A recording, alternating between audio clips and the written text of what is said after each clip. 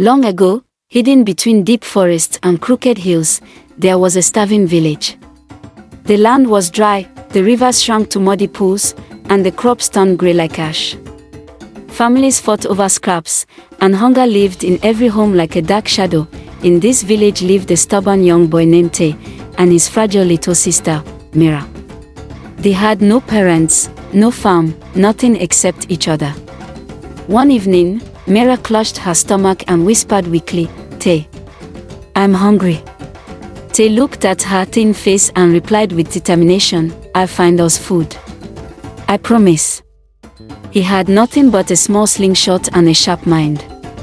Legends whispered that deep in the forbidden forest lived a spirit who gathered endless crops. Many feared it. No one dared go there. But hunger is bolder than fear. So Taye walked into the forest. The deeper he went, the quieter it became. No birds, no wind, only his footsteps crunching over dry leaves. He tried to stay brave. "If a spirit lives here, I'm not afraid," he muttered, though his heartbeat said otherwise. Then suddenly, a strange laugh echoed through the darkness. "Spirit," echoing voice, "not afraid. Little boy, even the trees fear me." Mist swirled, branches bent, and a tall glowing figure appeared, half shadow, half man, with burning charcoal eyes. Taye swallowed but did not run. "Why have you come, child?" the spirit asked. "My village is starving," Taye replied. "I want food. Enough to feed everyone."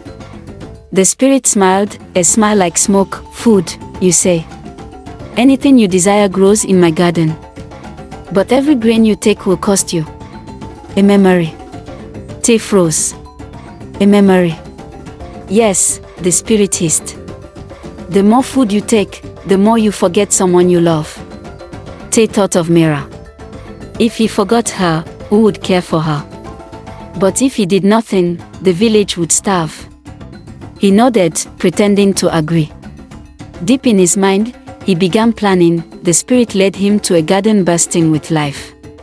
Yams as large as drums, bananas shining like yellow wax, mangoes glowing like red lanterns. The smell alone could make a starving man weep. "Harvest," the spirit commanded, "but remember our deal." Instead of picking food, Taye's eyes wandered around, searching. At the center of the garden, he noticed a glowing clay pot sitting on a stone pedestal. It pulsed faintly, like a heartbeat. That pot must hold the magic, Taye thought. If I destroy it, the spirit can't take my memories. He quickly formed a plan. He bowed respectfully to the spirit, mighty spirit, "Before I take anything, let me thank you with a gift. A game.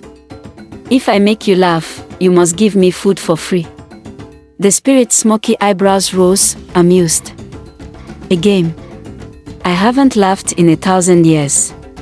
Try if you dare." Taye began acting silly, tripping dramatically, telling ridiculous jokes, making clumsy noises like a broken goat. The trees seemed embarrassed, even the air felt awkward. "This is not funny," the spirit growled.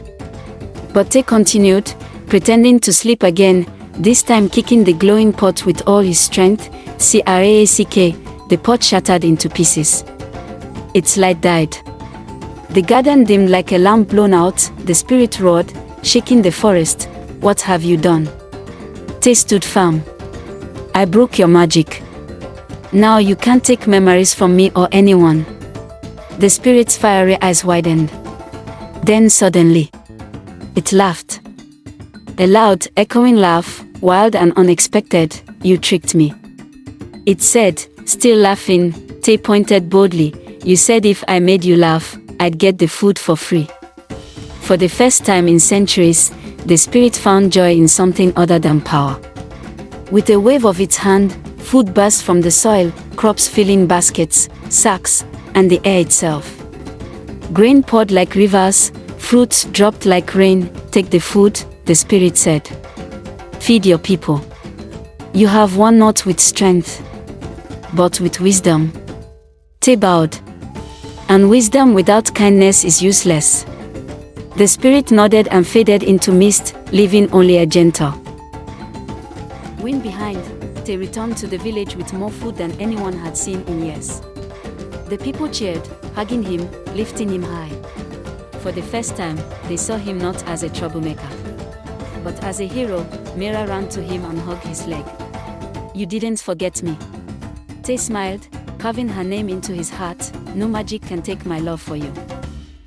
And from that day on, the village survived not by magic or strength, but because a boy used his mind and his heart to trick a spirit. For sometimes, the greatest power is not muscle, but wisdom.